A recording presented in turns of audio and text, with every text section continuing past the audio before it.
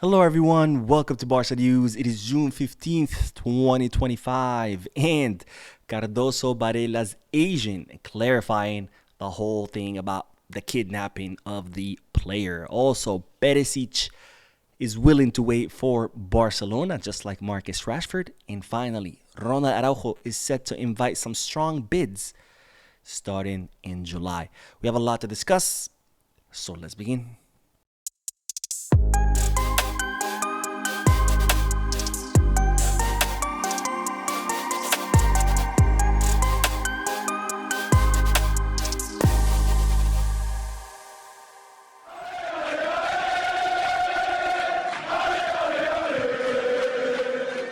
Hello everyone, welcome to the channel. My name is Mo and we'll begin with the news that Carlos Varela's agent Andy Barra has clarified what has happened with the supposed kidnapping of the player. Now, if you don't know what I'm talking about, I've been covering this story for quite some time, but Cardoso Varela is a 16-year-old left winger out of Portugal, someone that's considered a very young and up-and-coming promising player who currently plays at Dinamo Zagreb. The news was that Barcelona are very, very close to signing the player. However, he would stay in Dinamo Zagreb for another season and then he would arrive in Barcelona next summer. But as Barcelona were finalizing the signing of Cardoso Varela, Porto sent a letter to Barcelona claiming that the player had been supposedly kidnapped by his agent Andy Barra. Now, what Porto are claiming is that, the Cardoso Varela came up through their academy. He was showing a lot of promise, so they decided to renew his contract and bet on him. But then one day, the player simply did not show up to training. They did not know what had happened to him, and all of a sudden, he popped up in Croatia, and they alleged that supposedly his agent, Andy Barra, had taken the player without permission, had signed him with Dinamo Zagreb, where even though he still belonged to Porto. So Porto sent a letter to Barcelona stating, hey, that the player is our property. Dinamo Zagreb does not own the player. They never had the right to own a player. And they even threatened to end relationships between them and Barcelona. And now Andy Barra has come out and clarified the whole supposed kidnapping of the player and where he fired shots at Porto's president. Now, this is what Andy Barra had to say about the whole situation. He was a great coach, of course, talking about the president of Porto, Villas-Boas, but he is the worst president in the history of Porto. Everyone at the club knows that, including the fans. He deals with things that a club president should not handle. Porto accuses Dinamo of things that he himself does 5 times a year. Dinamo did everything legally and honestly. And Villas-Boas personally called at least 7 or 8 European clubs not to sign Varela, who was a free player at the time. With what he's doing, he does not even recognize the authority of FIFA and the Portuguese courts that ruled in favor of Varela and his parents, and ultimately in favor of Dinamo in February. Villas-Boas is acting like the guy whose wife has already left him. She's already with someone else, but he still insists she's still his. Damn, Andy Barra. This guy's a savage. But he continues. To definitely close this story, because I see that in the media everything's being said, Varela is a Dinamo player, and he is going to do the preseason with the team. He has won all the trials in the national court in Porto. The Portuguese prosecutor's office also dismissed the criminal complaint filed by Porto and closed the case in October 2024. In February 2025, FIFA also ruled in favor of the player and registered him as a Dinamo player. That's why I don't understand some articles that are appearing in the media. Well, there you have it, folks. Andy Barra not only firing shots at Villas-Boas, but clarifying that nothing illegal was done, that Porto took this to the courts in Portugal. The courts ruled in favor of Cardoso Varela. He also took it to the criminal court. The criminal court also ruled in favor of Varela, and he even took it to FIFA, and then FIFA also ruled in favor of Varela. So no, Cardoso Varela does not belong to Porto. He was legally transferred to Dinamo Zagreb. Dinamo Zagreb is the owner of the rights of the player. So if Barcelona do sign his deal and sign a player from Dinamo Zagreb, they are not committing anything illegal, and that's of course a big relief to hear, because even though Barcelona have nothing to do with what's going on here, it still could backfire at Barcelona if, let's say, the player did indeed belong to Porto. But here, Andy Barra making it clear, all the courts, criminal, civil, and even FIFA's, so administrative, have ruled in favor of Varela. So there is nothing to worry about. Man, what a show. Cherry, cherry, cherry. Anyways, let's move on to the next bit of news, because from one winger we go to the other. And this one is Ivan Perisic, the 36-year-old winger who has offered his services to Barcelona. As I reported yesterday, PSV Eindhoven are looking to offer him a 2-year contract, and they want to pressure the player so he can stay at PSV Eindhoven after he had a really good season with them, with the Dutch champions. But as you already know, Ivan Perisic has offered his services to Barcelona. He would love to play for Flick once again. He wants to play for a top club so he can be ready for the 2026 World Cup.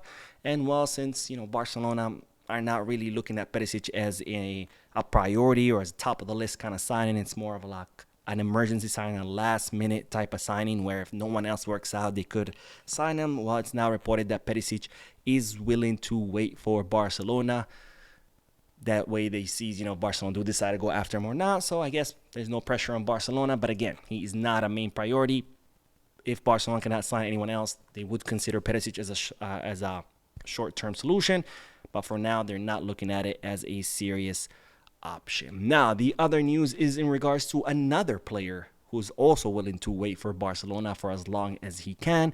And that is, of course, Marcus Rashford, who spent the second half of last season on loan with Aston Villa. He is now insisting on coming to Barcelona and Barcelona only.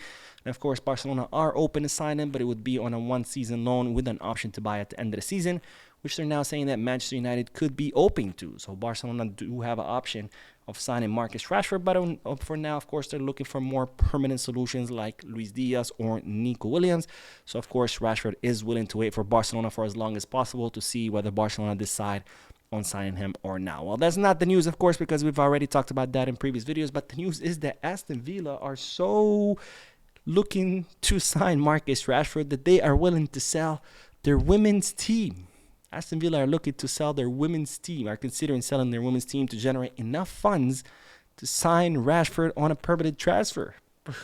That is pretty crazy to me, but that is the news. Aston Villa really, really want the player, but for now, the player is staying still and waiting for Barcelona's call. Now, on to the next bit of news, because, ladies and gentlemen, Ronald Araujo is expected to receive some strong bids for him during the month of July. Now you might say, why July? Well, as I reported previously, Ronald Araujo extended his contract with Barcelona until 2031. However, this summer, or starting July 1st, his release clause will go down to 65 million euros for 10 days. And after that, it will go up to 80 million euros. And whether it's 65 or 80 million euros, that's a pretty affordable price for big clubs in Europe, big clubs who could consider the signing of Araujo. So Barcelona are expecting strong bids for the Uruguayan defender. Of course, since it's a release clause, none of those clubs would have to negotiate with Barcelona. They would have to negotiate directly with Araujo to convince him to join them. So if any of those clubs do convince Araujo, then all they would have to do is pay the release clause, which again, it's a pretty affordable one, and Araujo would become a player of one of those clubs. Now, for now, Araujo is not looking to leave the club, but if he does, and someone does pay the 65 or the 80 million euro release clause, of course, that would be a huge boost for Barcelona, especially if they try to sign Nico Williams, because now they would have the money to pay that release clause. So, of course, my question to you is, would you like to see Araujo leave to another club, or would you rather him stay? Because on one hand, he is one of the best defenders in Europe, and yes, he hasn't fit under Hansi Flick's system, but they are saying that they're going to give him some special training aside so he can, learn and adapt. And if he does, he will be a huge, huge asset, right? One of the best defenders in Europe who actually fits.